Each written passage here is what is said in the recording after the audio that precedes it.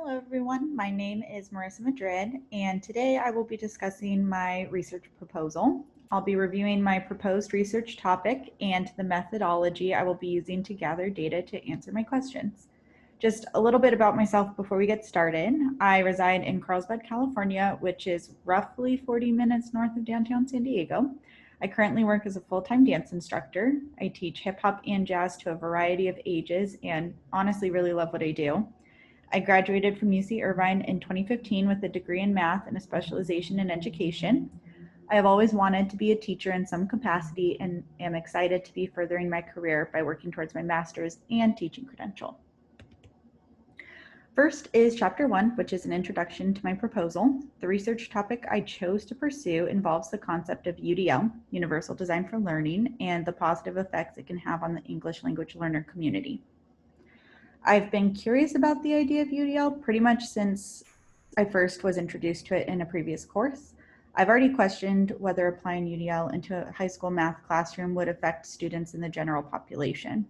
Oftentimes I find that math is a student's least favorite subject, which has left me wondering if this is truly because of the material or the way it is presented. Math, especially at a high school level, can become very monotonous with note-taking and practice problems, leaving little chance for self-discovery or engagement for students. UDL could potentially change a student's outlook on the subject, leaving me interested in learning more. Therefore, when the time came to choose a topic regarding ELLs, it was easy to come to the decision to pursue this route. The questions I have to investigate are: how can utilizing UDL principles in a math classroom specifically benefit English language learners? And what ways can technology be used to support these UDL principles? Next is Chapter 2, my literature review. So far for this proposal, I've utilized roughly 30 resources for information and research. I've included a full list in the green link above for access to those who are interested. The references range from online articles to scholarly journals spanning the past 10 years, ensuring up-to-date information on the topic. I discovered most of these articles on my own through extensive research with online browsers. I also utilized the National University Online Library, where I was able to find a few articles. In a previous course, I was fortunate enough to be able to participate in a virtual tour of the library's resources. The experience was pleasurable and made the research journey smoother overall for me. UDL is a teaching strategy that has shown positive benefits for a wide variety of learners. The principle focuses on three main areas: multiple means of representation, engagement, and action and expression. The goal for UDL is to use these focuses on these frameworks to allow for a more engaging and encouraging space for students to discover and learn. UDL creates a proactive design of an inclusive curriculum, according to Patty Ralabate of the American Speech, Language, and Hearing Association. While research on this topic is extensive, there is not much research to support the benefits of UDL towards English language learners versus their non-ELL counterparts. This is where I hope to use the results from my research to prove the effectiveness of UDL in this department. For this study, we will be looking at sample groups from two different classrooms, one with UDL techniques included in instruction and one without. For this to be accomplished, approval must be given from the school district as well as two teachers with the same class title and roughly same-aged students. Participants for this study will be grouped into 4 categories: 10 kids from a non-UDL classroom that are non-ELL students, 10 ELL students in the non-UDL classroom, 10 non-ELL students in the UDL classroom, and 10 ELL students in the UDL classroom. Like previously stated, one teacher will design lesson plans without a focus on UDL frameworks, while the other will design with UDL in mind. Each week, the UDL teacher will focus on one of the 3 frameworks, again, representation, engagement, and action and expression, to ensure all areas are beneficial to students. Students in both classes will complete a pre-test at the start of the week to assess their current knowledge of material, and a post-test at the end of the week in order to track their progress. The results from each of the 4 groups will be averaged out and displayed visually. In an ideal world, we will clearly be able to see the positive effects of UDL both in non-ELL, but especially in ELL students. Both teachers will also make note during the week of the students participating in the study. They will acknowledge if students have become more confident in the subject material, are able to participate in group activities and discuss ideas, feel comfortable in expressing thoughts in English, and so on.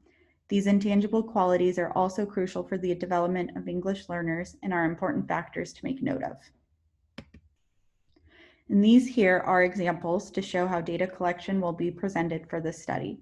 The picture on the left is a sample test that students will be asked to complete as a pretest.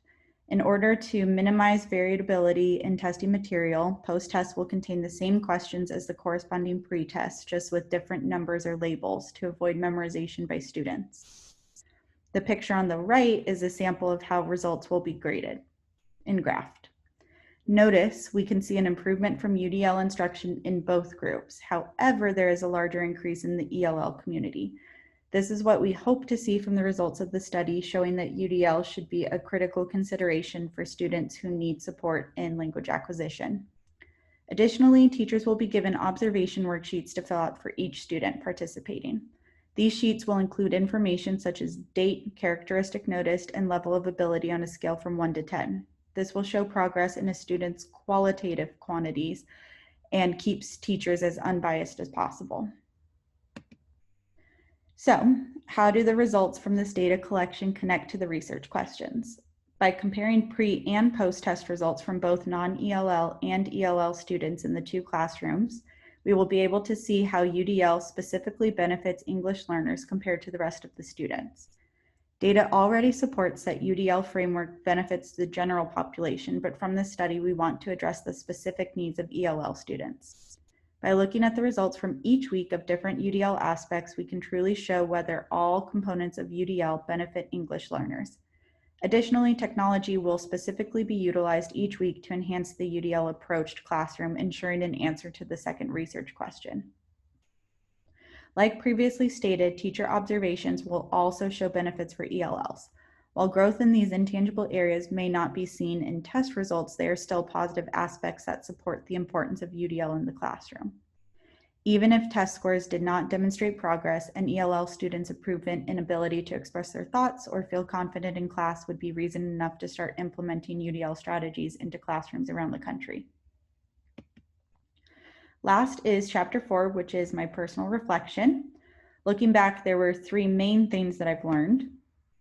The first one is the more information, the better. Having information and previous research on my topic is only going to be beneficial, so keep researching new ideas and thoughts as we go on. My second note is to keep research organized and consistent. As new resources and chapters were added to the proposal, I constantly had to make sure everything still flowed and was up to date. And sometimes I would change my views on certain topics once I had the information at hand, which meant going back to update my paper. So doing this consistently was extremely important for me. Which leads me to my last point, go back, which was that time management is key. It was important to dedicate time every day to working on my proposal, and I learned the hard way in the beginning to not wait until the last minute. So in order to provide the best quality of writing possible, I figured out that time was key. I did work with one critical friend in the past and found that the experience was beneficial for me. My critical friend activities gave me a chance for feedback before sending in my assignments, which helped me feel more confident when turning in portions of my proposal. I also felt like my critical friend really helped me narrow down my research topic, which I now see was really important. And now, here we are at my references page. These are the references that I utilized for my PowerPoint presentation, but again, a full list of my resources is located on slide 4. And that is the end of my presentation. Thank you very much for listening to me today.